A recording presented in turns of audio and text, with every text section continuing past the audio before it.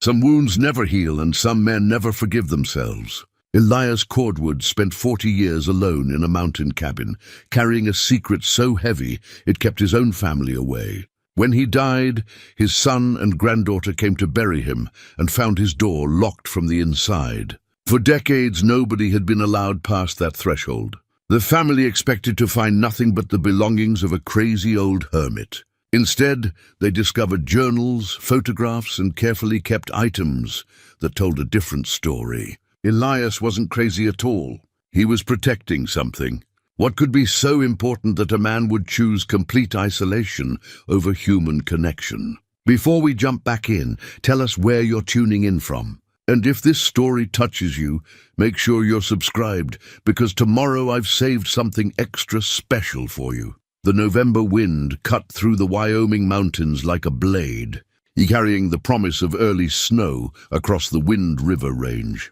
Thomas Cordwood pulled his coat tighter as he guided his truck up the winding dirt road, the engine straining against the steep grade. In the passenger seat, his 28-year-old daughter Sarah stared out at the towering pines, her breath fogging the window. Behind them, Reverend Benjamin Cordwood sat quietly, his weathered hands folded over his Bible. "How much further?" Sarah asked, breaking the silence that had settled over them since leaving Cheyenne 3 hours earlier.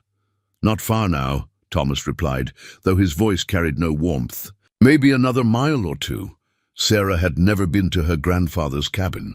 In fact, she'd only seen Elias Cordwood twice in her entire life, brief, uncomfortable encounters when he'd appeared at her grandmother's funeral 8 years ago, standing at the back of the church like a ghost, and once more when she was 16, glimpsing him from across the street in downtown Cheyenne. Both times he'd vanished before anyone could approach him. Benjamin cleared his throat from the back seat. "Your father wasn't always like this, Thomas.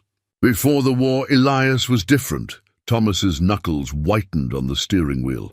"That's what everyone keeps telling me, Uncle Ben. But I lived with him for 18 years, and all I remember is silence. The man barely spoke to me, barely looked at me. When I left for college, he didn't even say goodbye." "People carry their burdens differently," Benjamin said gently. He was Thomas's cousin, actually, but had always been called Uncle Ben, Elias's younger brother's boy, who'd taken to preaching after his own father died young. "Sometimes the weight of what a man has seen, what he's done, it changes him in ways we can't understand." Sarah turned to study her father's profile. She'd inherited his stubborn jawline and dark hair, but where Thomas wore his emotions openly, Sarah had learned to keep hers carefully guarded. "Tell me about him," she said. "Before the war, what was he like?" Benjamin's eyes grew distant. Elias was the kind of man who carved toys for every child in town, who'd ride 20 miles in a blizzard to help a neighbor with their roof. He had this way of listening, really listening when you talked to him. And he could make your grandmother laugh like no one else could. "So what happened?" Sarah pressed. "The war happened," Thomas said bitterly. "And when he came back, he was broken. Mother spent 20 years trying to put him back together, and it killed her. The loneliness, the silence, the way he'd disappear for days at a time up in these mountains. The truck rounded a sharp bend, and suddenly the cabin came into view." Sarah's breath caught. It was smaller than she'd imagined. A weathered log structure with a crooked chimney and a sagging front porch. The door was painted green, or had been once, though the color had faded to the dull hue of old sage. What struck her most was how perfectly it seemed to belong among the trees, as if it had grown there rather than been built. Thomas parked beside a rusted Ford pickup that hadn't moved in what looked like years. The silence after he turned off the engine was profound. No traffic, no voices. Just the whisper of wind through pine needles and the distant call of a hawk. "Lord," Benjamin murmured, stepping out of the truck. "It's been 15 years since I was last up here. Feels like stepping back in time." They approached the cabin slowly, their boots crunching on fallen leaves. The windows were dark, curtained from within. Sarah noticed small details that spoke of a man living alone, a single chair on the porch, worn smooth by years of use. A water barrel positioned to catch rain from the eaves. A neat stack of firewood, split with the precision of someone who understood the value of staying warm. through mountain winters. Thomas tried the door handle, then knocked out of habit before remembering. "Locked," he said, not sounding surprised. "Window around back might be easier," Benjamin suggested, as they circled the cabin. Sarah found herself studying the place her grandfather had chosen to spend his final decades. It wasn't the dwelling of a madman, as she'd heard whispered in town. Everything was orderly, purposeful. The small garden plot was carefully tended, though nothing grew in it now, except the brown stalks of what might have been vegetables. A rain gauge hung from a post near the back door. "Here," Thomas called from a window on the north side. "This latch looks loose." With some effort, he managed to work the window open. The opening was small, but Sarah was the slightest of the three. She climbed through, dropping down into what appeared to be a kitchen. The first thing that struck her was the smell, not the mustiness she'd expected, but something warmer. Wood polish, old leather, and the faint scent of the pipe tobacco she remembered from her grandmother's stories. The kitchen was spotless. Dishes sat clean in a wooden drying rack. The wood-burning stove was cold, but carefully banked, as if Elias had known he wouldn't be lighting it again. Sarah walked to the front door and turned the deadbolt from the inside. When she opened it, her father and Benjamin stepped through, both men removing their hats instinctively. "Well, I'll be," Benjamin breathed. The main room was small, but meticulously organized. A leather armchair sat beside the fireplace, a quilt folded neatly over its arm. Bookshelves lined one wall, filled with volumes that looked well read. A small writing desk occupied the space beneath the front window, and Sarah could see papers stacked in careful piles. Thomas stood in the center of the room, turning slowly. "This isn't what I expected." "What did you expect?" Sarah asked. "I don't know. Mess. Empty bottles. Signs of a man who'd given up." He gestured at the tidy space. "This looks like someone who cared." Benjamin walked to the bookshelves, running his finger along the spines. Philosophy, theology, poetry. "Look at this. Whitman, Emerson, Marcus Aurelius. These aren't the books of a simple mountain hermit." Sarah approached the writing desk. The papers were covered in careful handwriting, the ink faded, but still legible. At the top of the first page, she read, "Journal entry, October 15th, 1903. The weight grows heavier with each passing year, but I cannot set it down. To forget would be to dishonor them all." "Father," she called softly. "Come look at this." Thomas joined her at the desk, reading over her shoulder. His face paled as he continued down the page. He kept a journal. "Looks like several," Sarah observed, noticing similar leather-bound books stacked in a drawer. "Decades worth." Benjamin picked up a framed photograph from the mantelpiece. The glass was cracked, but the image was clear. A young man in a Union Army uniform, standing beside a woman in a wedding dress. The man's face was handsome, confident. Unmarked by whatever had carved the lines, Sarah remembered from her grandfather's weathered features. "Your parents' wedding day," Benjamin said, showing the photograph to Thomas. "Look at him." "That's the man I remember." Thomas took the frame with shaking hands. "I've never seen this picture." "Mother never showed me." His voice caught. "He looks so young. So happy. 22 when this was taken," Benjamin said. "About to leave for the war. He was planning to come back and build a house for your mother, start a family, maybe run for mayor like his father wanted." Sarah found herself drawn to a corner of the room where several items sat displayed on a small table like a shrine. A military medal lay beneath a glass dome.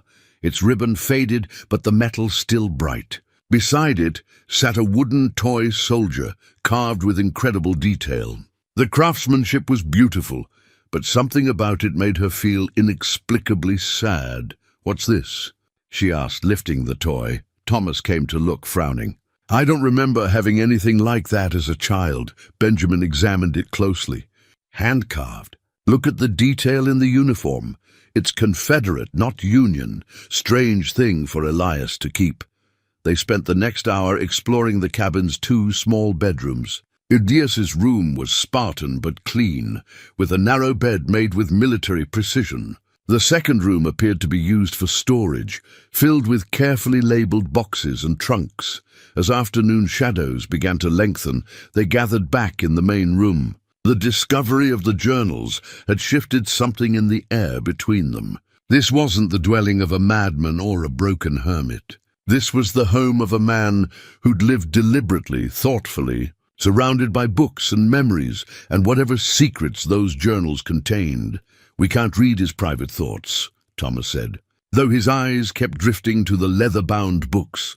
"Why not?" Sarah challenged. "He's gone, Father, and we're his family. If there are answers here, answers about why he lived like this, why he kept us away, don't we have a right to know?" Benjamin sat heavily in the leather armchair, and Sarah noticed how it seemed to fit him perfectly, as if it had been broken in by someone of similar build. Sometimes a man's privacy should be respected, even in death. "And sometimes," Sarah replied, picking up the top journal, "understanding is more important than privacy, especially when that understanding might help heal wounds that have been festering for 40 years. Thomas looked at his daughter, then at the photograph he still held, then at the neat stacks of his father's carefully recorded thoughts. Outside, the wind was picking up, and the first fat snowflakes were beginning to fall. "We'll stay the night," he said finally. "The truck can handle the road down in the morning, but not in a snowstorm. We can read enough to understand who he was, what kept him up here." He paused, setting down the wedding photograph. "And then we'll bury him proper and be done with it." But as Sarah opened the first journal and began to read her grandfather's careful script by lamplight, she had the feeling that understanding Elias Cordwood was going to be anything but simple. The first entry, dated just after his return from the war, began, "I killed a boy today who looked just like my son will someday. God help me, I can still see his face." The fire crackled in the hearth. The snow continued to fall outside the windows, and 3 generations of the Cordwood family prepared to confront secrets that had been buried for 40 years in the silence of the mountains. Sarah read the journal entry aloud, her voice barely above a whisper. "I killed a boy today who looked just like my son will someday. God help me, I can still see his face." The words hung in the cabin air like smoke. Thomas set down his coffee cup so hard it rattled against the saucer. "Sarah, maybe you shouldn't—" "No," she said firmly. "We need to hear this." She continued reading. "His name was Private William Morrison, 16 years old, from somewhere in Georgia. Found a letter from his mother in his pocket. She was proud of him for serving the Confederacy. Proud. And I put a bullet through his heart because that's what war asked of me." Benjamin bowed his head. "Dear Lord!" Thomas stood abruptly and walked to the window, staring out at the falling snow. "I don't want to hear about his guilt. Everyone in that war killed someone's son. That's what soldiers do." "Listen," Sarah insisted, turning the page. "There's more. The boy, I can't stop thinking of him as a boy, though he carried a rifle like a man. He was guarding a bridge outside Richmond, just standing there, maybe thinking about home, maybe about his sweetheart. I came around the corner and there he was. We looked at each other for what felt like an hour, but was probably just a heartbeat. Then training took over and I fired." She paused, her throat tight. "Father, he was protecting a bridge. Just doing his duty, same as Grandpa." "War is war," Thomas said, but his voice lacked conviction. "Men die. That's the nature of it." Benjamin rose from the armchair and walked to a trunk in the corner they hadn't yet opened. "Thomas, help me with this." The trunk was heavy, secured with a simple brass latch. Inside, wrapped in oiled cloth, lay military documents, medals, and what appeared to be official correspondence. Benjamin lifted out a worn leather folder and opened it carefully. "Congressional Medal of Honor," he read from the citation. "For conspicuous gallantry and intrepidity at the risk of his life above and beyond the call of duty." He looked up at Thomas. "Your father was a war hero." Thomas turned from the window, his face pale. "That's impossible." "He never said anything about medals. Never talked about the war at all." Benjamin continued reading. "During the Battle of Five Forks, Private First Class Elias Cordwood single-handedly held a strategic position against overwhelming Confederate forces, allowing his unit to retreat safely. Despite being wounded twice, he maintained his position for over 4 hours, ultimately capturing 12 enemy soldiers and preventing a Union rout." Sarah had stopped reading the journal, staring at her father. You never knew? He never told me anything. Thomas's voice was thick with confusion and something that might have been pain.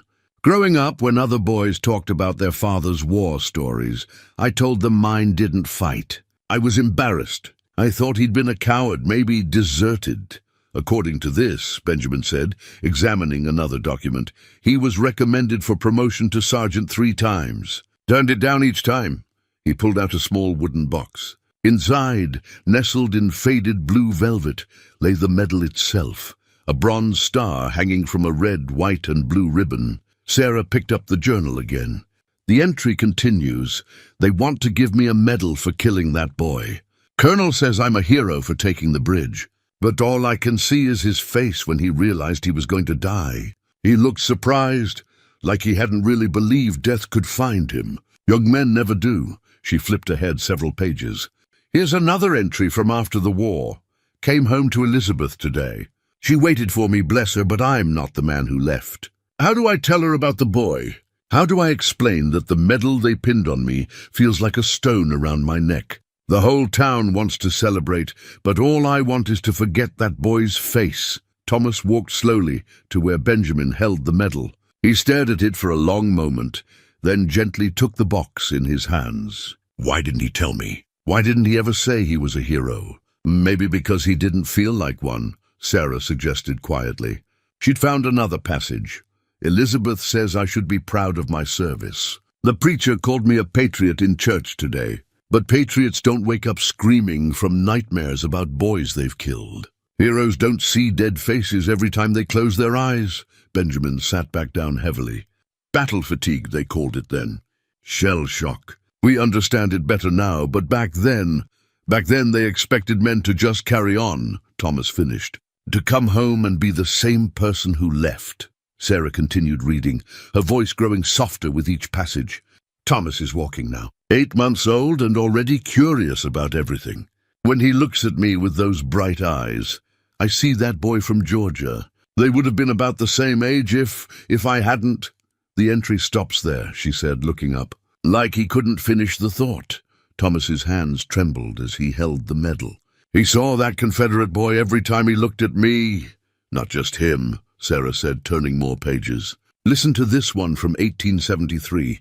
Counted them again today. 17 men I killed for certain, maybe more I can't be sure about. 17 mothers who don't know their sons are never coming home. 17 fathers who will wait by gates that will never open. How do I live with being the reason for so much grief? The cabin fell silent except for the crackling fire and the wind outside. Snow was falling more heavily now, blanketing the world in white silence. Benjamin pulled out another item from the trunk, a bundle of letters tied with a faded ribbon. These are addressed to various families, he said, examining the envelopes. All Confederate names, addresses in the South. What do they say? Thomas asked. Benjamin opened one carefully. Dear Mrs. Morrison, he read. You don't know me, but I served in the Union Army during the recent conflict. I'm writing to tell you that your son William died bravely, defending a position near Richmond. He did not suffer. I wanted you to know that he spoke of you in his final moments and that he was a credit to your raising. Benjamin looked up. It's signed a fellow soldier who knew your boy. He wrote to the families, Sarah whispered, all of them by the look of it. Benjamin sorted through the bundle. 17 letters, one for each man he was certain he'd killed. Thomas sank into a chair, the medal still in his hands. He tracked down their families? More than that, Benjamin said, continuing to examine the trunk's contents. Look at this. He held up a leather ledger filled with careful entries. Names, dates, amounts. He's been sending money. Anonymous donations to war widows, orphans' funds, Confederate veterans' hospitals. Sarah looked up from the journal. How much money? Benjamin calculated silently, turning pages. Thomas, this is thousands of dollars over the years. Your father lived like a pauper up here, while sending his army pension and everything else to the families of men he killed in the war. The weight of revelation settled over the cabin like the snow settling on the roof. Everything they thought they knew about Elias Cordwood was crumbling, replaced by the image of a man tortured not by madness, but by an almost impossible burden of conscience. Read more, Thomas said quietly. I need to understand. Sarah turned to an entry dated 1875. Elizabeth is with child again. I should be joyful, but all I can think is, what if this war had been different? What if I had been the boy standing guard and William Morrison had come around that corner? My child might never know its father, just as his children will never know theirs. The randomness of it haunts me. The terrible luck that made me the one to survive. She looked up at her father. Grandpa didn't think he was a hero. He thought he was just lucky to be alive when other boys from good families, were dead. Thomas stood slowly, walked to the mantel, and placed the medal carefully beside the cracked wedding photograph. For the first time, Sarah saw her grandfather not as the distant, silent man of family stories, but as the young soldier in the photograph, full of hope and promise before the war, taught him what it meant to take a life. We stay until we understand, Thomas said finally. All of it. Why he lived like this. Why he kept us away. What he was trying to accomplish up here. He looked at the journals Sarah still held. And then maybe we can figure out how to forgive him, or how to help him forgive himself. Even if it's too late. Outside the storm was building, and the three of them settled in for a night of discovering truths that had been buried under 40 years of silence and snow. Sarah opened another journal. This one dated 1865-1870, its leather binding worn smooth by decades of handling. The first few pages chronicled Elias's journey home from the war, but as she read aloud, the entries grew darker, more introspective. June 12th, 1865, she began. Reached the outskirts of Cheyenne today. Should feel relief, but all I feel is dread. How do I face Elizabeth? How do I pretend to be the man who left 3 years ago when that man died somewhere between Gettysburg and Appomattox? Thomas had moved to sit beside the fire, the medal box still in his lap. Keep reading, he said quietly. June 20th, 1865. Married Elizabeth today. She looked beautiful, radiant even, but I felt like an imposter standing beside her at the altar. When Reverend McKenna spoke about new beginnings and God's blessing on our union, I wanted to tell him that some men don't deserve new beginnings, that some men carry their endings with them wherever they go. Sarah paused, looking at the wedding photograph on the mantel. The happiness in that young couple's faces seemed tragic now, knowing what was coming. Benjamin had been sorting through more correspondence from the trunk. Here's something interesting, he said, holding up a letter. This is from the War Department, dated 1866. They offered your father a position training new recruits at Fort Laramie. Good pay, officer's commission, a chance to build a military career. He looked at Thomas. He turned it down. Why? Thomas asked. Benjamin found Elias's response written in draft form on the back of the official letter. Respectfully decline. Cannot in good conscience teach other young men the skills I used to kill young men like them. The army made me efficient at ending lives. I will not pass that efficiency to another generation. Sarah turned several pages in the journal, scanning for entries about Thomas's birth. September 3rd, 1868, she read. Thomas arrived last night. 8 pounds, healthy lungs. Elizabeth says he has my chin. Held him for the first time this morning and wept. Not from joy, though there was that too, but from terror. This perfect, innocent child, how do I protect him from becoming what I became? How do I raise him to be a good man in a world that rewards killing? Thomas's voice was barely audible. He was afraid of me? Of what I might become. Not afraid of you, Sarah corrected gently. Afraid for you. Listen, when I look at Thomas, I see William Morrison at 16, eager and trusting and believing the world is a place where good men do good things. The war taught me different. It taught me that good men sometimes do terrible things, and that the terrible things follow you home like shadows. I want my son to live in the light. Benjamin pulled out another bundle of papers. These appear to be letters from other veterans, he said. Men from his unit mostly. What do they say? Thomas asked. Benjamin read from one. Elias, heard you turned down the Fort Laramie position. Can't say I understand it. The army needs good men like you. The war's over, but there's still fighting to be done out west. Indians causing trouble, settlers need protection. Your skills are needed. It's signed by someone named Captain Morrison." He paused. "Morrison. Think that's a relative of the boy," Sarah finished, understanding immediately. "William Morrison's father or brother, maybe. And he's asking Grandpa to keep fighting." She found Elias's response in the journal. "Got a letter from Captain Morrison today. He wants me to reconsider the army position. Doesn't know I killed his boy, of course. Would he still call me a good man if he knew? Would he still want my help protecting settlers? I think of William Morrison every day. I see his face when I look at Thomas, when I hold my rifle to hunt deer, when Elizabeth talks about the future. The captain says my skills are needed, but what if my skills are precisely what the world needs less of?" Thomas stood and walked to the window, watching the snow pile up against the glass. "So he quit fighting." "Quit everything." "Not everything," Benjamin said, continuing to sort through papers. "Look at this." He held up what appeared to be bank records. "Your father started a fund, anonymous contributions to establish schools in Georgia, Virginia, Alabama, places where those Confederate boys would have lived if they'd come home." Sarah found the corresponding journal entries. December 1869 sent another $50 to the school fund in Morrison's hometown. Miss Rebecca Montgomery writes that they now have enough for proper books and a new roof. She doesn't know the money comes from the man who killed one of their own, but maybe that's fitting. Maybe the boy's death can still serve some purpose, still teach something worthwhile. He built schools. Thomas asked, turning from the window. "Funded them anyway," Benjamin replied. "And not just schools. Look, orphanages, churches, veteran hospitals on both sides of the conflict." The leather-bound journal in Sarah's hands revealed more. "I understand now why I survived when so many better men died. It wasn't luck or skill or God's favor. It was responsibility. Every breath I take was bought with someone else's last breath. Every day I live is a day William Morrison and the others cannot. I must live enough for all of us." Thomas sat back down, his face pale in the firelight. He thought his whole life was borrowed time.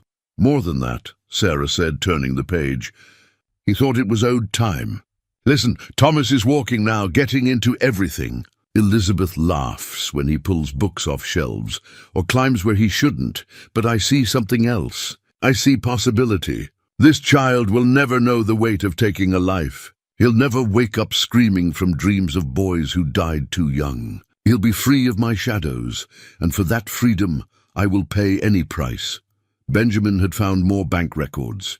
The payments didn't stop with schools and orphanages. "Look at these, regular money sent to individual families. Confederate widows mostly, but some Union families too. How did he even find them all?" Thomas wondered. Sarah found the answer in a journal entry from 1870. "Hired a man in Richmond to help locate families. Costs me $20 each time, but worth every penny. Mrs. Sarah Davidson in Savannah lost her husband at Shiloh and her oldest boy at Fredericksburg. She's raising 3 children alone, taking in washing to make ends meet. My monthly contribution buys food and keeps them in their home. She thinks the money comes from a Confederate Veterans Aid Society. I let her think that. Some gifts are better given in darkness." The cabin had grown quiet, except for the crackling fire and the sound of wind in the eaves. Outside, the storm was settling in for the night. But inside, 3 generations of the Cordwood family were finally beginning to understand the true weight their patriarch had carried for 40 years. "He wasn't hiding from us," Thomas said slowly. "He was hiding us from this. From the guilt, the responsibility, the weight of all those deaths." Sarah closed the journal gently. "He thought if he stayed away, if he carried this burden alone, we could live normal lives." "Happy lives." Benjamin gathered the letters and documents back into neat piles. "Your father convinced himself that distance was protection, that his love meant keeping his darkness away from the people he loved most." Thomas picked up the toy soldier from the mantel, turning it over in his hands. The detail was extraordinary. Every button on the uniform, every line in the young face, carved with precision and care.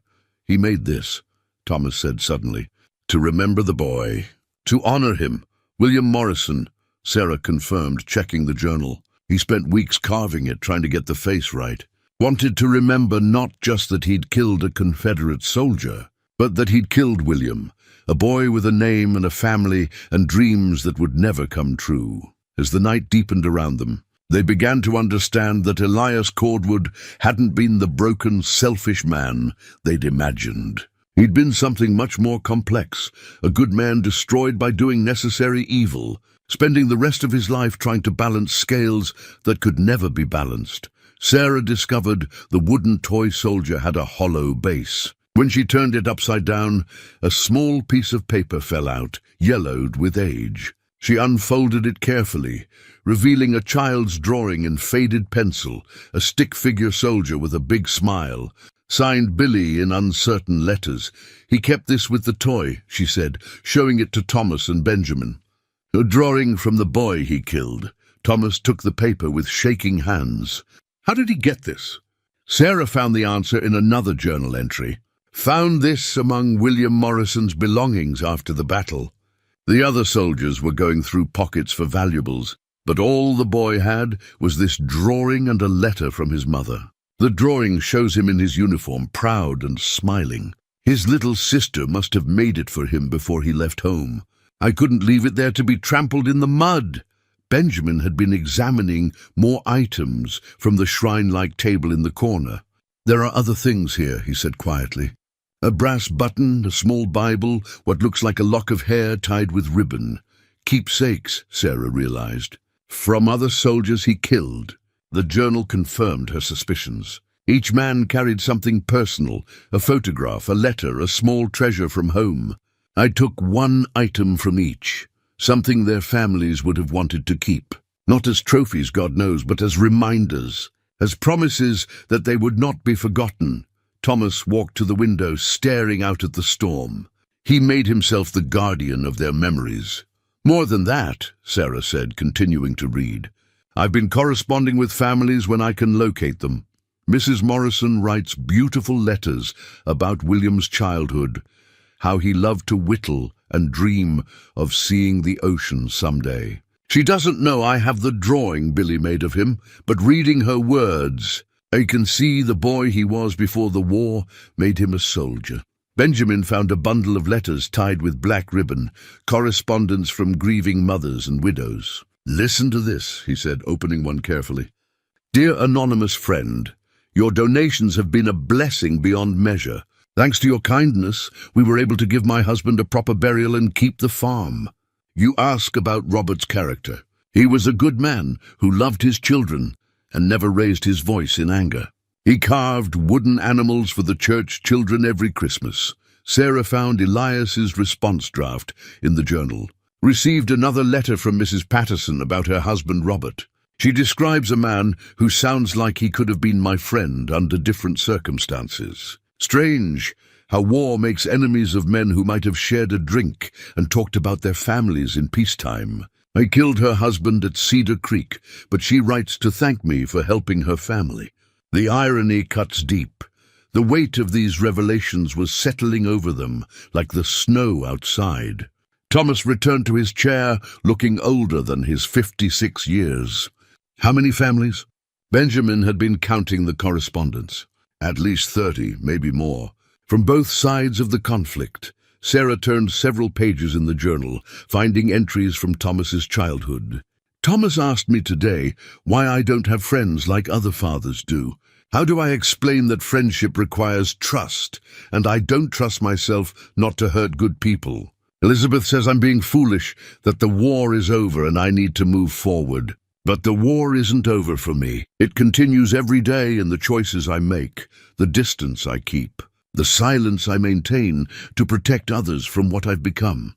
He was protecting us from himself, Thomas said quietly. December 1872, Sarah continued. Thomas is 4 now, bright and curious about everything. He wants to sit on my lap while I read, but I'm afraid to let him too close. What if he sees the darkness in my eyes? What if he asks the questions I can't answer? Elizabeth doesn't understand why I won't hold him, why I leave the room when he reaches for me. She thinks I don't love him, but the opposite is true. I love him too much to let my shadows touch his light. Benjamin had found a different kind of correspondence, letters from doctors and ministers. Your father was seeking help, he said. Look at this letter to a doctor in Denver. I'm writing to inquire about treatments for what military physicians call soldier's heart. I experience nightmares, sudden frights, and a persistent melancholy that affects my ability to function as a husband and father. What did the doctor say? Thomas asked. That time would heal him, that he should pray more and work harder to forget the war. Benjamin's voice carried disgust. Essentially, to get over it. Sarah found Elias's journal response to the doctor's advice. Dr. Mitchell suggests I simply stop thinking about the war, as if memory were a faucet one could turn off at will. He doesn't understand that forgetting would be the greatest sin of all. Those boys died, and if I forget them, who will remember? Who will ensure their sacrifice meant something? Thomas picked up another keepsake from the table, a small wooden cross carved from what looked like a tree branch. This is different from the others, he observed. Less refined. Like someone carved it in a hurry. Sarah searched the journal for references to the cross. Found this among the belongings of a boy who couldn't have been more than 15. Too young to be wearing a uniform. Too young to die in a ditch outside Petersburg. He'd carved it himself from a piece of apple wood, probably whittled it during quiet moments in camp, while thinking of home and family and the girl he'd left behind. Now it sits on my mantle, a reminder that war consumes innocence as surely as it consumes lives. Benjamin was reading another family letter. This one's different, he said. It's addressed to the unknown benefactor of the Morrison family, and it's from someone named Captain David Morrison, the same Morrison who wrote about the army position. Thomas realized, listen, sir, my investigation has revealed that our family's anonymous benefactor has been contributing to Confederate families as well as Union families affected by the war. While I cannot understand your motivations, I want you to know that your generosity has not gone unnoticed. My nephew William died at Cold Harbor, and your contributions helped his mother maintain her dignity during her darkest hours. Sarah looked up from the journal, her face pale. Grandpa was helping the uncle of the boy he killed, and the uncle never knew. The same man who wanted him to keep fighting, Thomas added, who called him a good soldier and asked him to train more young men for war. The irony was almost unbearable. Elias had been secretly supporting the family of his victim while being recruited by that same family to continue his military service. No wonder he had chosen isolation over the complex web of relationships that might reveal such painful truths. Outside, the wind was howling now, and snow was piling against the windows. Inside the warm cabin, 3 generations of the Cordwood family were finally understanding why their patriarch had chosen 40 years of loneliness over the risk of anyone discovering the depth of his burden. Benjamin discovered the bundle of unsent letters in a leather portfolio tucked behind the books on theology. The portfolio was thick, bulging with what appeared to be decades of correspondence that had never seen the inside of an envelope. When he opened it, dozens of letters fell out, all addressed in Elias's careful handwriting to Thomas, or my dearest son, or my dear granddaughter Sarah. Look at this, Benjamin said, his voice filled with wonder and sadness. He picked up one of the letters at random. It's dated last Christmas. Thomas moved to look over his shoulder. Read it. My dear Thomas, Benjamin began. I saw you in town yesterday with Sarah. You didn't notice me, but I stood in Henderson's doorway and watched you help her choose fabric for what looked like a new dress. You were patient with her indecision, gentle when she changed her mind twice about the color. You have become the father I always hoped you would be, but never showed you how to be. Thomas's face crumpled. He was watching us? Sarah had set down the journal and was sorting through the scattered letters, organizing them by date. There are dozens of them, Father. Years and years of letters, Benjamin continued reading. I wanted to approach you both, to ask about Sarah's schooling and your work at the bank. But what right do I have to your time after 40 years of silence? What right does a ghost have to walk among the living? He calls himself a ghost, Thomas whispered. Sarah found an earlier letter, dated 10 years prior. To my son Thomas on his wedding day, she read aloud. I watched from the back of the church as you married Elizabeth. She is beautiful and kind, and I can see in her eyes that she loves you deeply. I should have been there to walk you down the aisle, to shake your hand and welcome your bride to our family. Instead, I hid like a coward while my only son became a man without his father's blessing. Benjamin was examining another letter. This one's about your mother's funeral, Thomas. He describes the service, mentions how many people came to pay their respects. He paused. He talks about wanting to comfort you, but being afraid his presence would make your grief worse. Thomas stood abruptly and walked to the fireplace. All those years I thought he didn't care. I thought we meant nothing to him. Sarah found a letter addressed to her from when she was 8 years old. "My dearest granddaughter," she read softly. "You lost your first tooth yesterday. I know this because I happened to be in town when you ran out of Morrison's store, grinning and holding up something tiny for your father to see. You were so proud, so excited. I wanted to tell you about the tooth fairy, wanted to share in your joy, but I remained hidden across the street like some shameful secret. He knew about my tooth." Sarah's voice was barely audible. Benjamin had found what appeared to be a more recent letter. "Thomas, I know you struggle sometimes with being a father. I've seen the worry in your face when Sarah asks questions you don't know how to answer. You doubt yourself, as I always doubted myself, but you shouldn't. You stayed. You chose love over fear, connection over safety. You succeeded where I failed." Thomas turned back to them, his eyes bright with unshed tears. How did he know I struggle with fatherhood? How could he see that from a distance?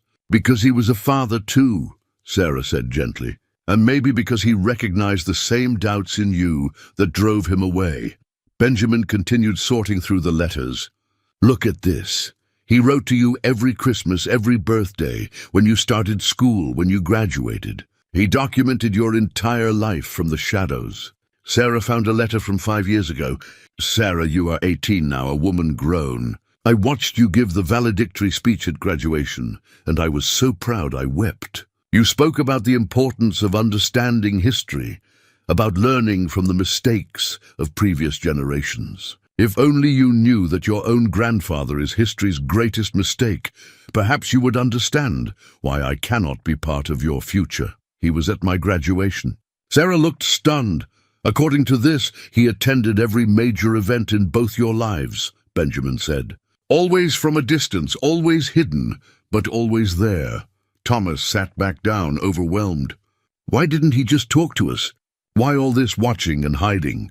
Sarah found the answer in one of the earlier letters. "Thomas, I have killed 17 men. I carry their faces, their names, their final moments. I wake each night to their voices, asking why they had to die while I lived. How do I bring such darkness into your bright world? How do I risk passing this burden to my son, my granddaughter? Better to love you from afar than to poison your lives with my guilt."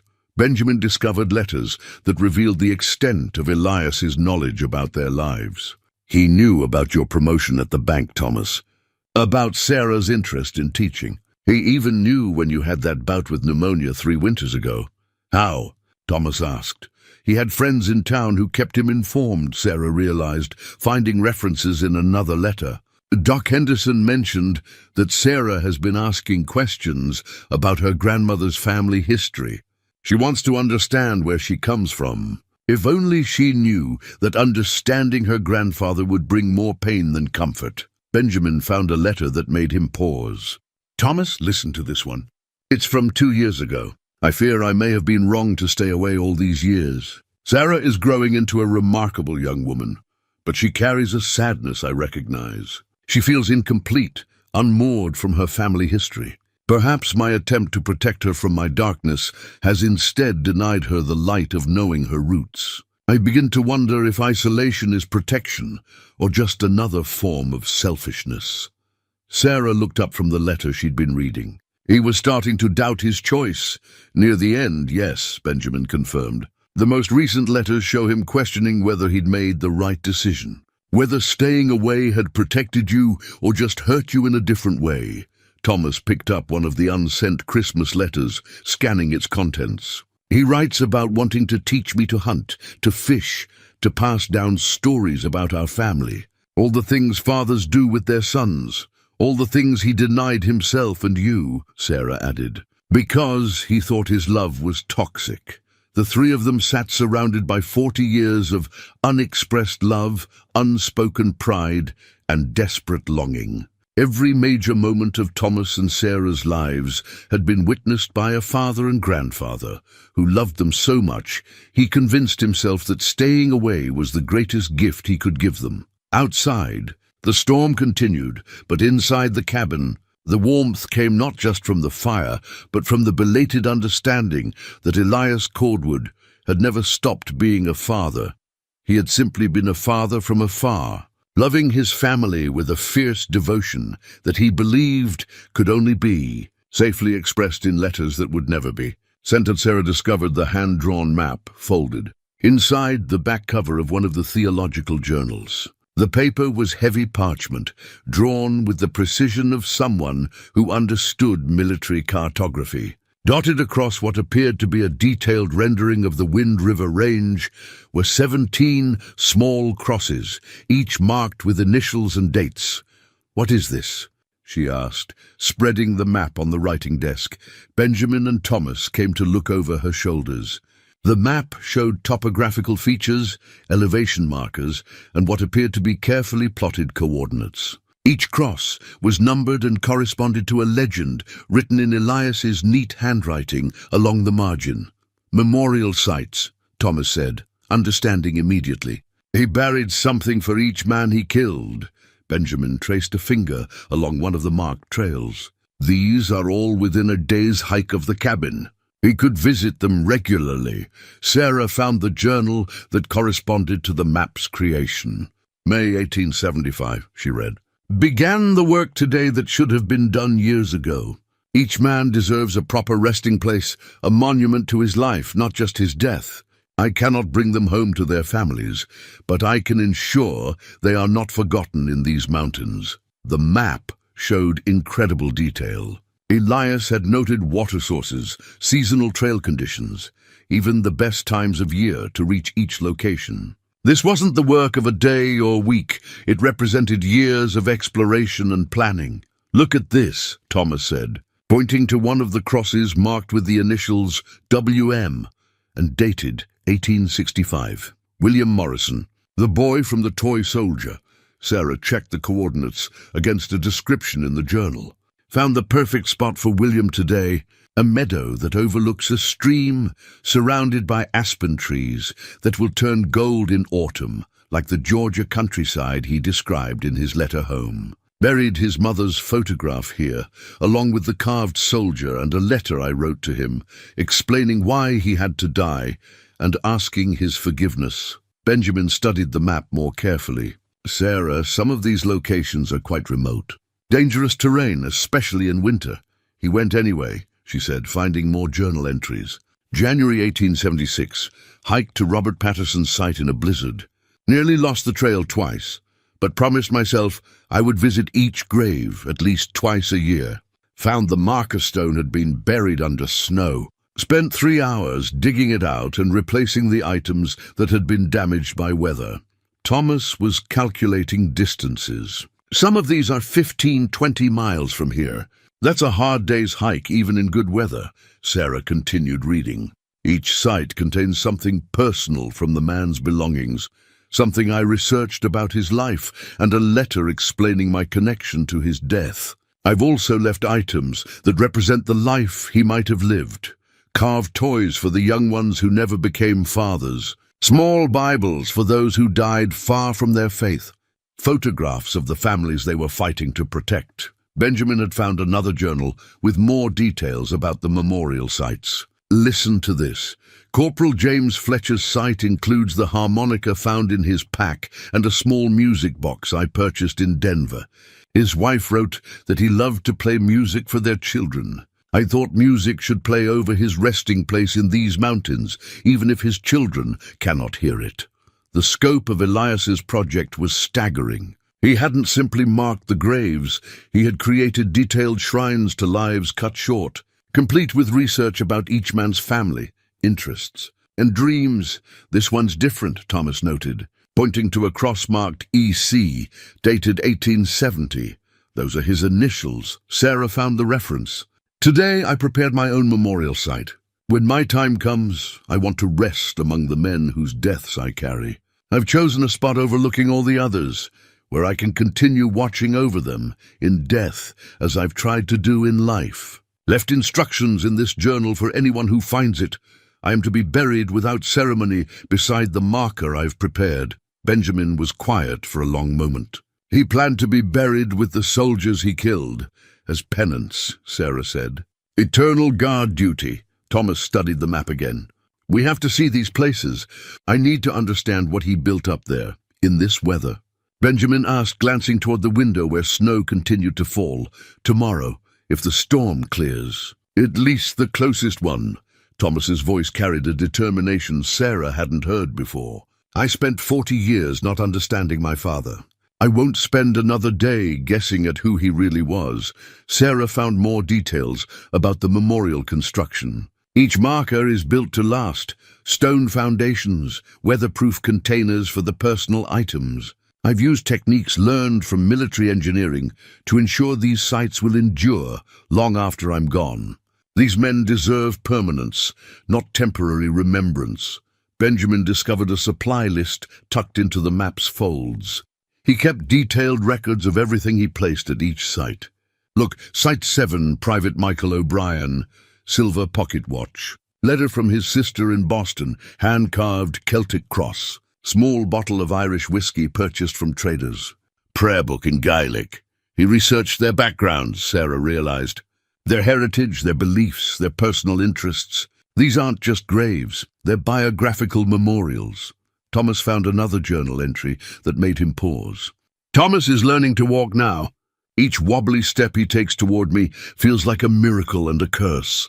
How do I teach this perfect child to navigate a world where good men kill good men for causes they barely understand? How do I protect his innocence while preparing him for the hardness that life will surely bring?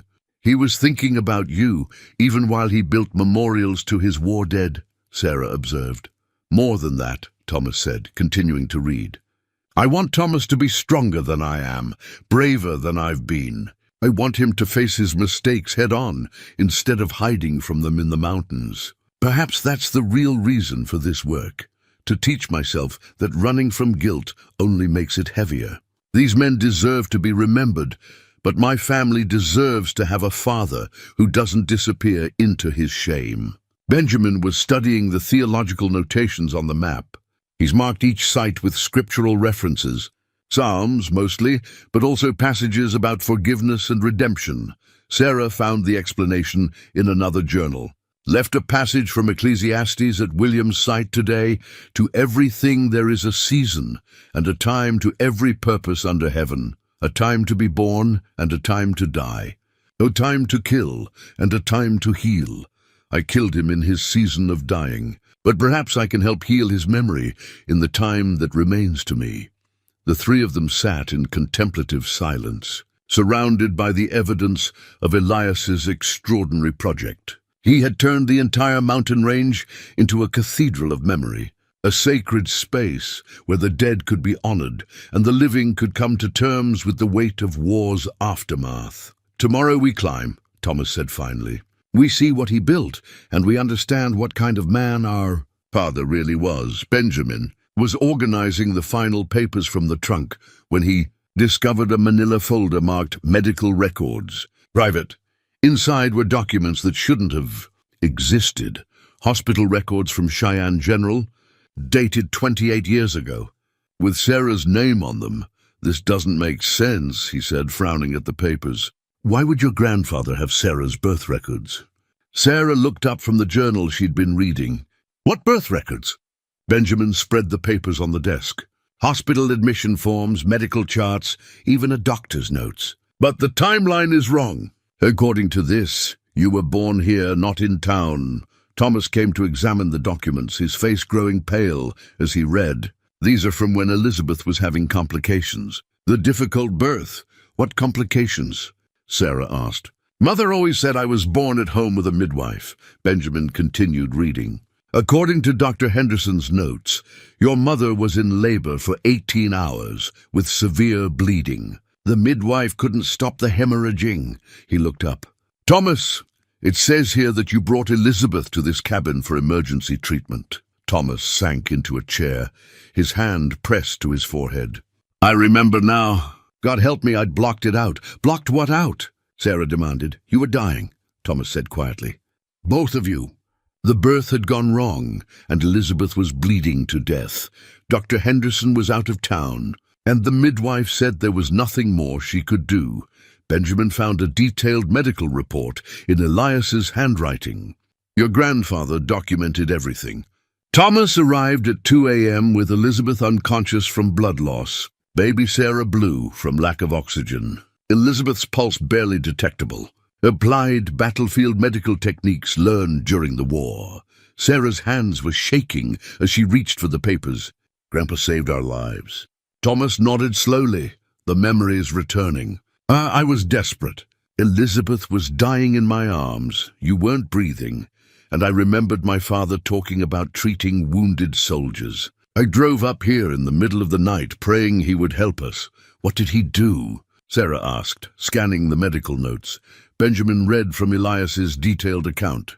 Used pressure points to control bleeding, techniques learned from battlefield surgeons. Cleared baby's airway using methods I'd seen used on soldiers who'd nearly drowned. Elizabeth required transfusion. I donated blood directly, as I'd done for wounded comrades during the war. Thomas's voice was thick with emotion. He worked on you both for hours. His hands were so steady, so sure. I'd never seen him focus like that before. It was like watching the soldier he used to be. Sarah found more details in her grandfather's notes. Baby Sarah responded to resuscitation after 4 minutes. Elizabeth's bleeding controlled through combination of pressure and herbal remedies learned from Indian guides during wartime. Both stable by dawn. Thomas refused to leave for 3 days until certain they would survive. 3 days. Sarah looked at her father. We stayed here for 3 days. You were so small, so fragile, Thomas said. Elizabeth was weak from blood loss. Your grandfather insisted we stay until you were both strong enough for the journey back to town. Benjamin discovered another section of notes. Thomas sleeps beside Elizabeth's bed, holds baby Sarah whenever she cries. Haven't seen him this gentle since he was a child himself. Perhaps new life can heal old wounds. Perhaps saving lives can balance taking them. Sarah was reading her grandfather's personal reflections on the experience. For the first time since the war, my hands brought life instead of death. Baby Sarah's first breath was the most beautiful sound I've ever heard. When she opened her eyes and looked at me, I saw not accusation but trust. Perhaps redemption comes not through penance, but through service to the living. Thomas suddenly understood something that had puzzled him for years. That's why you always seem different from other babies, Sarah. More alert, more aware. Your grandfather said you were born twice, once from your mother and once from his efforts to save you. Benjamin found the most significant document, a letter addressed to Thomas, but never sent.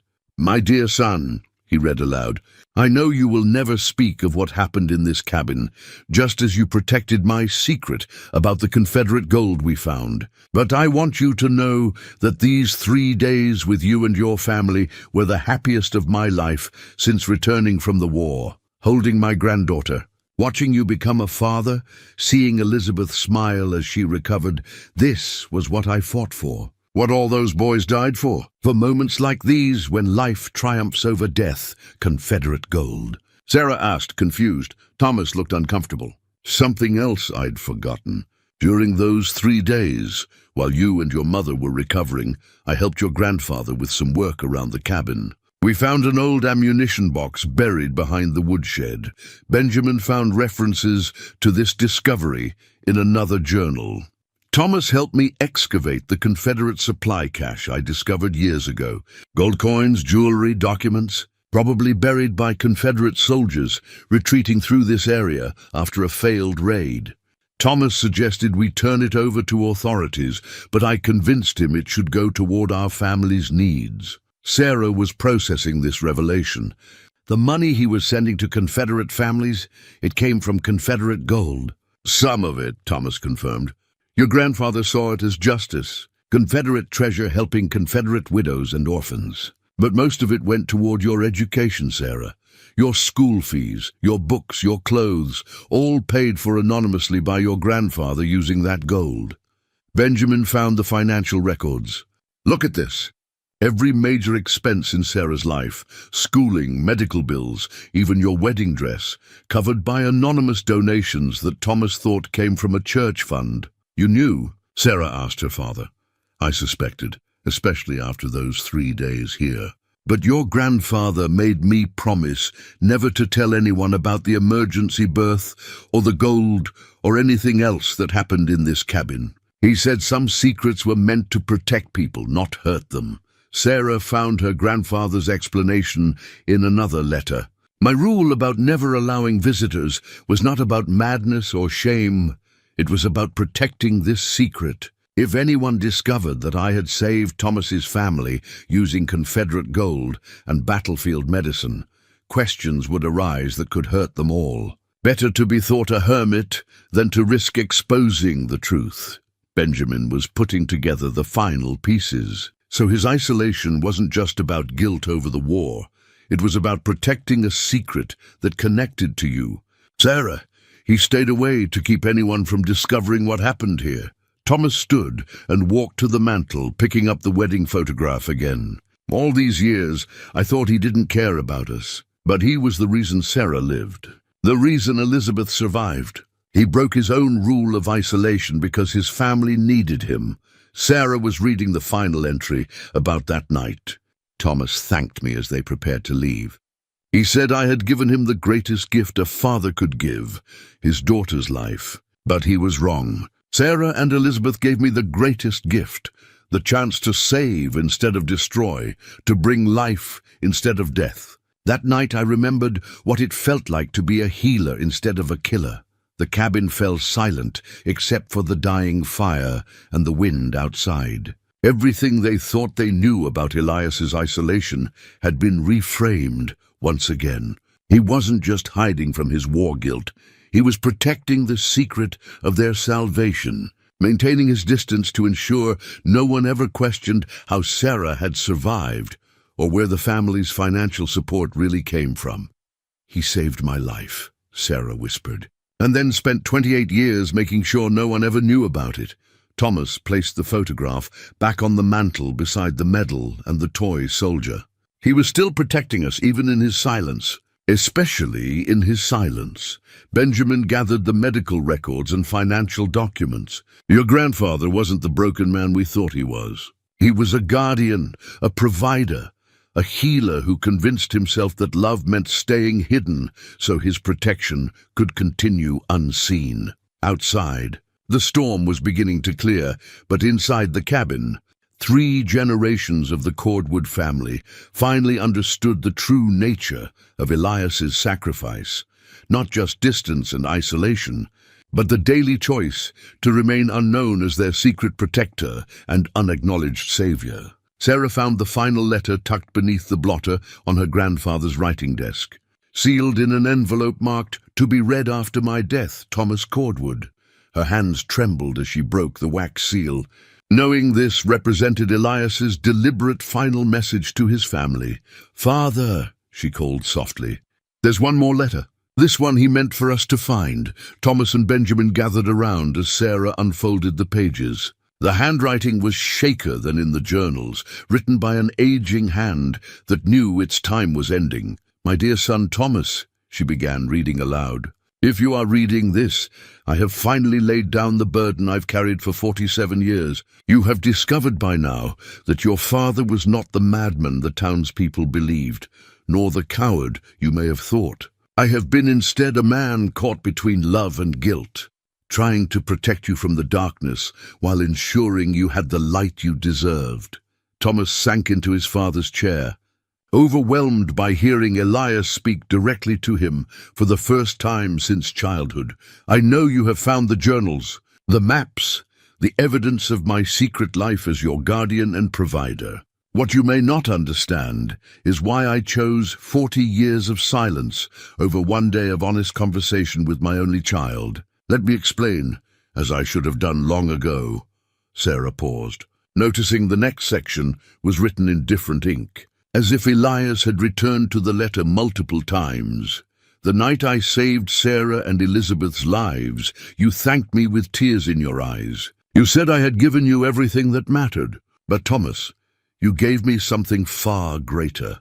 You showed me that my hands could still heal, that my knowledge could still serve life instead of death. For the first time since William Morrison fell at my feet, I felt like a man worth saving." Benjamin had found another journal on the desk, this one recent, filled with entries from the past few months. "He knew he was dying," Benjamin said, scanning the pages.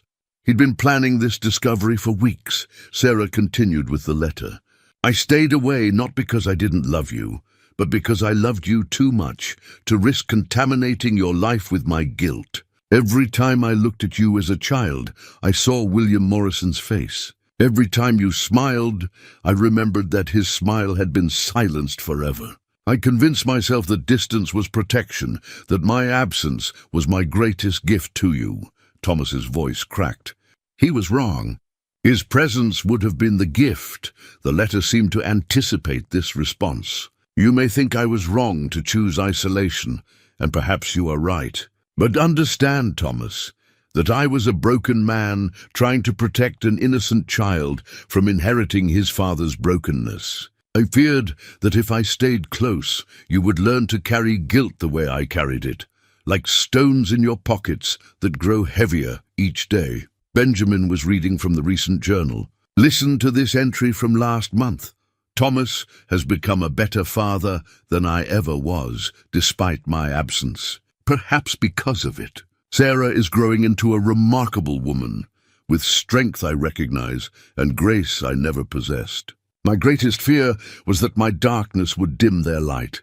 Instead, they have become their own sources of illumination." Sarah found her voice again and continued the letter. "I watched you both from the shadows of your lives, attending every important moment while remaining invisible. Your graduation, Thomas. Your wedding. Sarah's first steps. Her school performances. Her graduation speech about learning from history's mistakes. I was there for all of it, a ghost at your celebrations, but present nonetheless. The weight of this revelation settled over them. Every milestone they thought he'd missed, every important moment they believed he'd ignored, he had been there, watching from a distance, sharing their joys while denying himself the right to participate. There were times I nearly approached you both," Sarah continued reading. "Christmas mornings, when I wanted to knock on your door with gifts. Evenings when I saw you struggling with some decision and longed to offer advice. Moments when Sarah fell and scraped her knee, and every instinct screamed at me to comfort her. But each time, I remembered the faces of 17 young men who would never comfort their own children. And I stayed hidden." Benjamin found a list in the recent journal titled "Things They Should Know." He made a checklist of everything he wanted you to understand. "Listen, Thomas inherits the cabin and all contents. Sarah inherits the memorial sites and the responsibility for maintaining them, if she chooses. The Confederate gold remaining in the bank account should fund Sarah's teaching career, or whatever path brings her joy." "Teaching career?" Sarah looked up. "How did he know I wanted to teach?" Benjamin smiled sadly. "He listened to every conversation you had in town, followed every interest, tracked every dream. Look at this note. Sarah has the gift of making complex ideas simple, just as her grandmother did. She will teach children to understand history, not as dates and battles, but as human stories of courage and failure and redemption." The letter continued with Elias's final instructions. "Thomas, I have left detailed maps and descriptions of my memorial sites.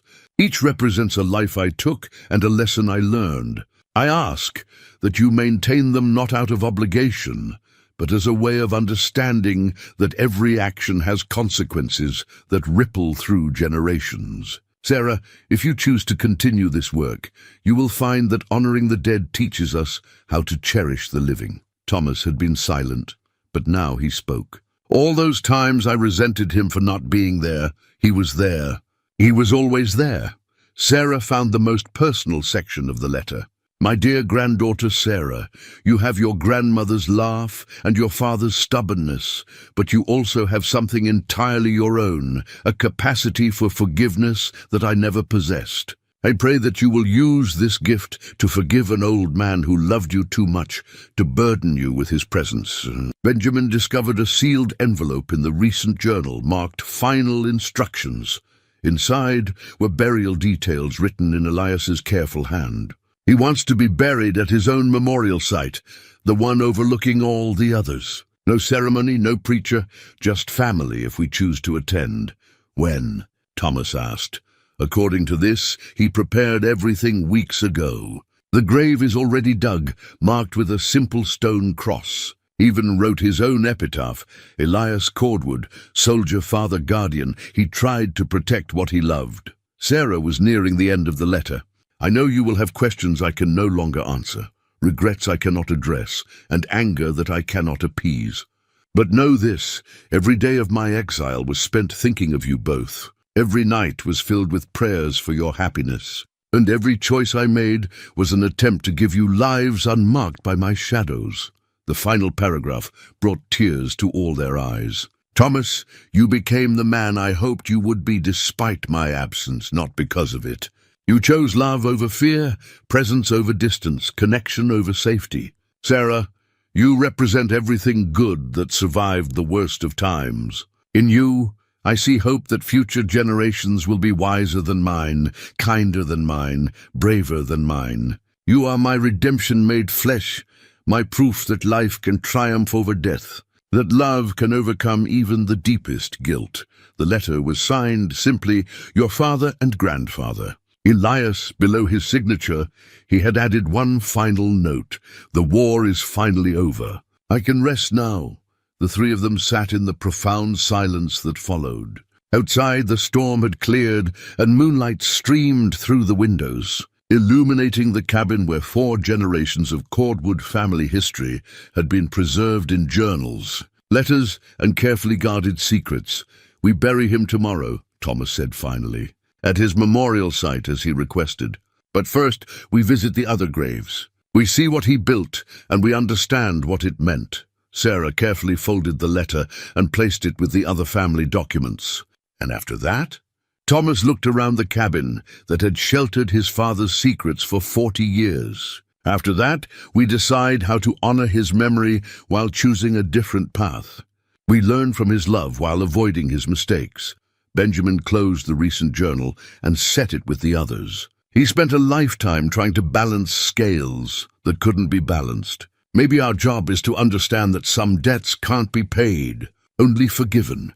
As they prepared for bed in the cabin where Sarah had once been saved and where Elias had spent decades wrestling with his conscience, they understood that tomorrow would bring not just a burial, but a reckoning with everything they had learned about love, sacrifice, and the long shadows cast by choices made in youth and carried into old age.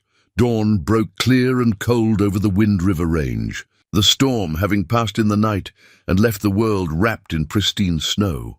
Thomas stood on the cabin porch, breathing the thin mountain air and studying the map that would guide them to his father's final resting place. Sarah emerged from the cabin carrying the burial shroud they had discovered in Elias's bedroom, a remarkable piece of craftsmanship that told its own story. The fabric was a patchwork creation, sewn together from pieces of his old Union Army uniform and what appeared to be sections of a woman's dress in faded blue silk. He made this himself, Sarah said, running her fingers over the careful stitches. Look at the detail. Benjamin examined the shroud in the morning light. The blue silk, that's from your grandmother's wedding dress. See how he incorporated the lace from her sleeves into the border. Thomas recognized the military wool immediately. Those are the sleeve patches from his uniform jacket. He kept pieces of both his identities, soldier and husband, and wove them together. They had spent an hour that morning preparing for the journey to Elias's memorial site. According to his detailed instructions, it lay 3 miles up a steep trail that wound through pine forests and across exposed ridges. The site overlooked all 17 of the other memorial locations, positioned so that Elias could continue his eternal watch over the men whose deaths he carried. "Are we ready?" Thomas asked, shouldering the pack that contained his father's personal effects and the tools needed for the burial service. Sarah nodded, wrapping the shroud carefully in oilcloth to protect it during the climb. Benjamin carried his Bible and a small collection of items they had chosen to place with Elias, his Congressional Medal of Honor, one of the unsent letters to Thomas, and the carved toy soldier that had started their journey of understanding. The trail was steep and treacherous in the snow, but Elias had chosen his route well. Switchbacks eased the grade, and blazes marked on trees showed the way even when the path disappeared under drifts. They climbed in contemplative silence, each step bringing them closer to the final chapter of their father's and grandfather's story. After 2 hours, they reached a broad meadow that opened toward the south, offering a panoramic view of the valley below and the mountain peaks beyond. In the center of the clearing, a simple stone cross rose from the earth beside a carefully prepared gravesite. "Here," Thomas said, reading the coordinates on the map. "This is where he chose to rest." The grave had been dug with military precision, exact dimensions, straight edges, the excavated earth piled neatly to one side and covered with canvas to protect it from the weather. Beside the hole sat a wooden marker with Elias's chosen epitaph carved in simple letters. He tried to protect what he loved. Sarah spread the burial shroud on the snow, and they arranged Elias's body with gentle care. In the morning sunlight, his weathered face looked peaceful, finally free of the burden that had carved deep lines around his eyes and mouth. Benjamin opened his Bible and began the service with words from Ecclesiastes. "To everything there is a season, and a time to every purpose under heaven. A time to be born and a time to die. A time to kill and a time to heal." Thomas stepped forward to deliver the eulogy he had composed during the climb. Elias Cordwood was a man who carried the weight of war long after the battles ended. He was a father who loved his family so much he convinced himself that staying away was the greatest gift he could give them. He was wrong about the distance, but he was right about the love. Sarah placed the Medal of Honor on her grandfather's chest. "He saved my life before I even knew who he was. He watched over us from shadows and silence, protecting us in ways we never understood. He thought his darkness would dim our light, but instead, his sacrifice became the foundation for everything good in our lives." Benjamin read from the Psalms, his voice carrying across the meadow where wildflowers would bloom in spring. "The Lord is my shepherd, I shall not want. He maketh me to lie down in green pastures. He leadeth me beside the still waters. He restoreth my soul." Thomas placed the unsent letter beside the medal, his voice thick with emotion. "These words were written to me but never sent. 40 years of love expressed only in silence. Today I finally hear you, Father. Today I finally understand." Sarah added the wooden toy soldier, the carved figure that had begun their journey into understanding. "For William Morrison and all the young men who died too far from home. Rest beside them now, Grandpa. Your watch is ended." They lowered Elias into the earth he had chosen, wrapped in the shroud that united his identities as soldier and family man. The morning sun climbed higher, warming the meadow, and beginning the slow work of melting the snow that would come spring, nourish the wildflowers that would grow over their grandfather's grave. After the earth had been returned to the grave, and the simple cross secured at its head, Thomas reached into his pocket and withdrew the cabin key, a heavy iron key worn smooth by decades of use. It had been around his father's neck when they found him, suspended on a simple leather cord that had darkened with age and wear. "Sarah," Thomas said, holding out the key, "according to his will, the cabin is yours now. But more than that, this represents something else." Sarah took the key, feeling its weight in her palm. It was larger than modern keys, forged by hand in an era when locks were built to last generations. The metal was warm from her father's pocket, and she could see where Elias's fingers had worn grooves in the shaft from years of handling. For 40 years, this key locked the door against visitors, Benjamin observed. It was the physical barrier that kept his secrets safe and his family at a distance. Thomas nodded. But today we're choosing differently. Sarah, if you accept this inheritance, you're also accepting the responsibility to keep those doors open, to break the cycle of isolation that defined your grandfather's life. Sarah looked out across the meadow toward the valley below, where she could see the distant roofs of Cheyenne. I accept, she said simply, but not to live in his isolation, to transform it into something better. Benjamin smiled. What do you have in mind? Summer retreats, Sarah said, the idea forming as she spoke. Bring families up here who need healing, who need to understand that forgiveness is possible. Turn Grandpa's sanctuary into a place where people can confront their own guilt and find peace. Thomas felt something shift in his chest, a loosening of tension he hadn't even realized he'd been carrying. You'd maintain the memorial sites? All of them, Sarah confirmed, but not as shrines to guilt, as reminders that good men can do terrible things and still find redemption through service to others. Grandpa spent 40 years trying to balance scales that couldn't be balanced. Maybe I can teach people that some debts are meant to be forgiven, not paid. They gathered the bundle of unsent letters they had brought from the cabin, 40 years of unexpressed love and longing that had accumulated like snow in the silence between father and son. Thomas struck a match and held it to the corner of the first letter. These words were written but never sent, he said, as the paper began to burn. Today we release them, and we release the silence they represent. The letters burned quickly in the dry mountain air, their words finally reaching the sky as smoke and ash. Decades of Dear Thomas and my beloved granddaughter rose with the wind, carrying Elias's unexpressed love to whatever place spirits go when earthly burdens are finally laid down. Benjamin spoke a final prayer as the last of the letters crumbled to ash. Lord, grant peace to Elias Cordwood, who carried the weight of war longer than any man should. Grant wisdom to his family, who choose understanding over resentment, healing over perpetual grief. Sarah knelt and placed her hand on the fresh earth that covered her grandfather's grave. I forgive you for staying away, she said quietly. And I forgive you for loving us so much that you convinced yourself distance was protection. Thomas knelt beside her and placed his own hand on the grave. For the first time in 40 years, he spoke directly to his father. I forgive you for the silence. I forgive you for the absence. I even forgive you for being wrong about what we needed.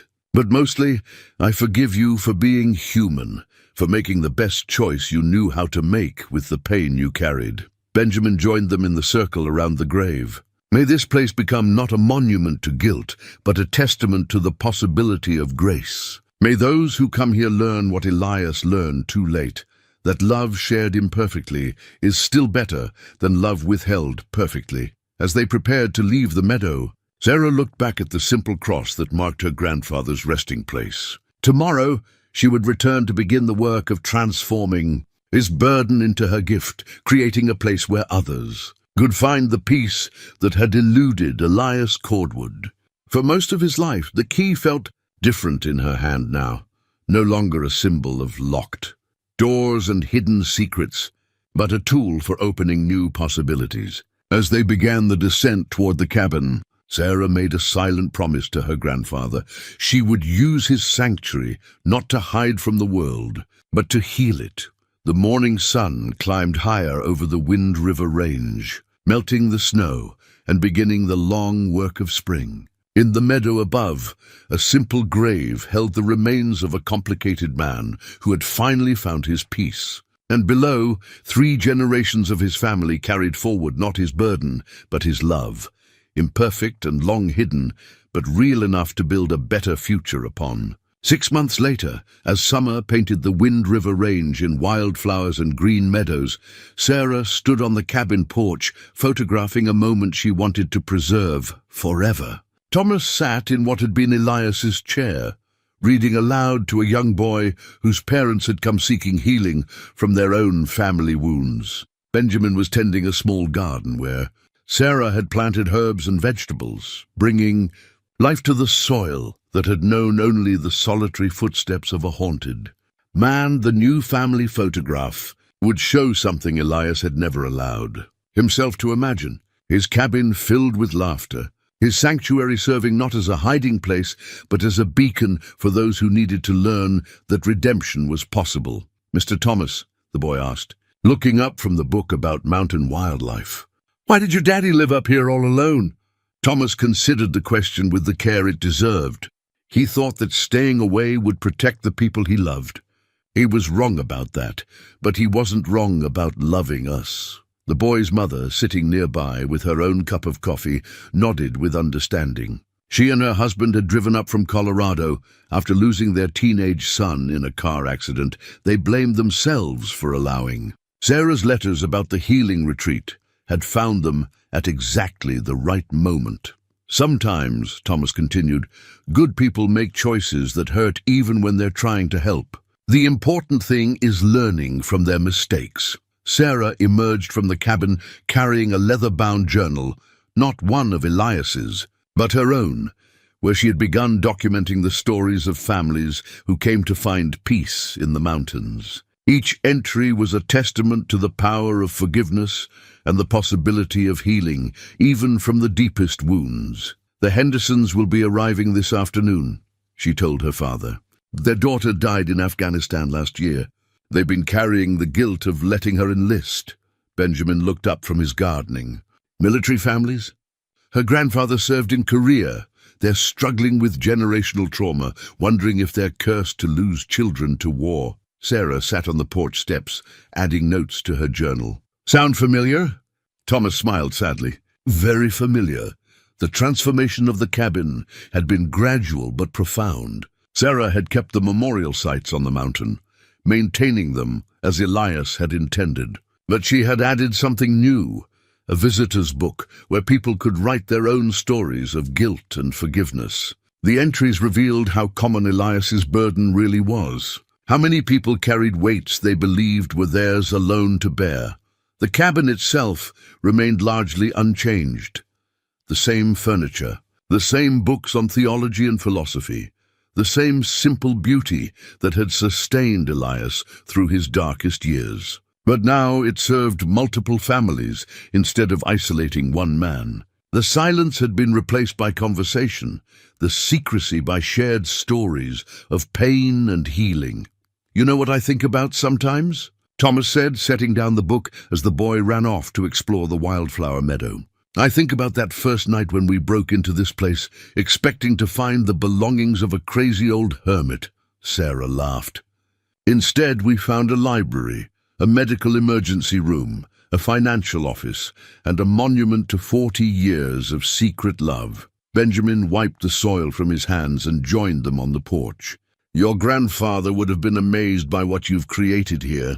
Sarah, all these families finding peace in the place where he could never find it for himself. "I think he would have been proud," Sarah said, "but also sad that he waited too long to learn what we've learned, that sharing pain makes it lighter, not heavier." Thomas had been carrying something in his pocket since the morning, waiting for the right moment to share it. He pulled out a letter addressed to the family of Elias Cordwood that had arrived at the bank where he worked. "This came yesterday," he said, handing it to Sarah, "from a woman in Georgia." Sarah opened the letter carefully. "Dear Cordwood family," she read aloud. "My name is Mary Morrison Williams. I believe your ancestor killed my great-great-uncle William Morrison during the Civil War. I've been researching family history and discovered anonymous donations that helped my family survive after the war. I recently learned these donations came from a Union veteran named Elias Cordwood." Benjamin leaned forward, intrigued.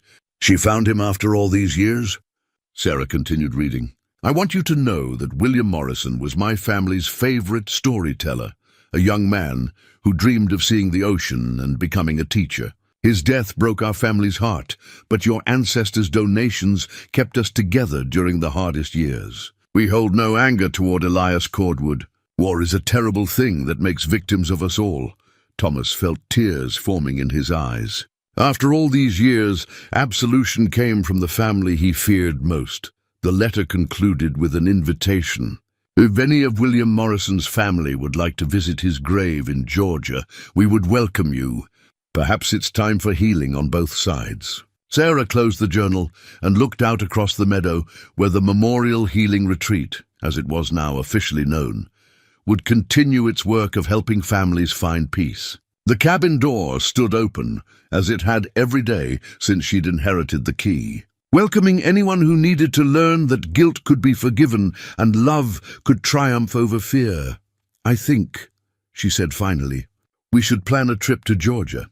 As the afternoon sun painted the mountains in golden light, 3 generations of healing continued its work in the place where one man had once tried to carry the weight of war alone. The cycle of isolation was broken, replaced by the knowledge that some burdens were meant to be shared, and that love, however imperfectly expressed, was always stronger than the fear that sought to contain it.